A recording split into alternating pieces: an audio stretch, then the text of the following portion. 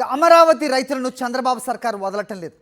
ఇప్పటికే రాజధాని కోసం వేల ఎకరాలు సేకరించిన బాబు ప్రభుత్వం మరో 7 గ్రామాల రైతుల నుంచి 16,666 ఎకరాల భూమిని సేకరించేందుకు రెడీ అయిపోయింది.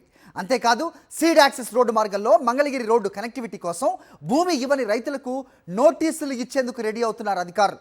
రాజధాని పేరుతో భూములు తీసుకునేటప్పుడు అరచేతిలో వైకుంఠం చూపించారు. నిర్వాసితులు ఏదడిగితే అది ఇస్తామన్నారు. ఇంటికో ఉద్యోగం అన్నారు. అంతర్జాతీయ స్థాయిలో అభివృద్ధి చేసిన రిటర్నబుల్ ప్లాట్స్ ఇచ్చి కోటీశ్వరులను చేస్తామన్నారు. ఇలా ఎన్నో చెప్పారు. 11 ఏళ్లు దాటిపోయింది, అయినా ఏమీ జరగలేదు. ఇప్పుడు మరోసారి భూ సమీకరణ అంటూ మరో 7 గ్రామాల్లో భూములు గుంజుకునేందుకు ప్రయత్నాలు ప్రారంభించింది కూటమి సర్కార్.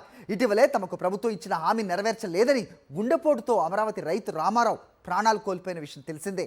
తనకు జరిగిన అన్యాయాన్ని వివరిస్తూ కుప్పకూలిపోయాడు రైతు. అయినా ప్రభుత్వం వారికి న్యాయం చేయటం లేదు. నమ్మించి మోసం చేసిన చంద్రబాబుపై అమరావతి రైతులు ఆగ్రహంగా ఉన్నారు.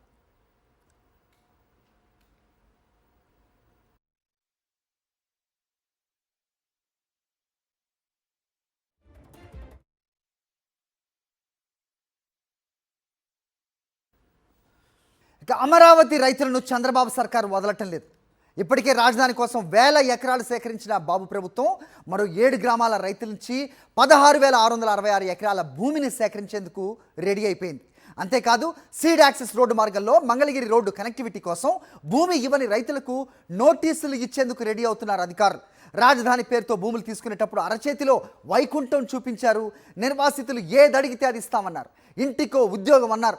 అంతర్జాతీయ స్థాయిలో అభివృద్ధి చేసిన రిటర్నబుల్ ప్లాట్స్ ఇచ్చి కోటీశ్వరులను చేస్తామన్నారు. ఇలా ఎన్నో చెప్పారు. 11 ఏళ్లు దాటిపోయింది, అయినా ఏమీ జరగలేదు.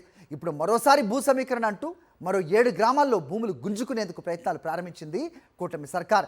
ఇటీవలే తమకు ప్రభుత్వం ఇచ్చిన హామీ నెరవేర్చలేదని గుండెపోటుతో అమరావతి రైతు రామారావు ప్రాణాలు కోల్పోయిన విషయం తెలిసిందే.